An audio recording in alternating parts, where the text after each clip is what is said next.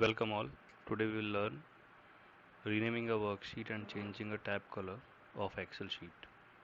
So for renaming a worksheet, two ways we are having. You can right click on the sheet tab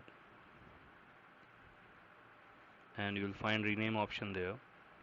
Click on that and you can rename your sheet, or you can double click on the sheet name and you can again change the name of the sheet there.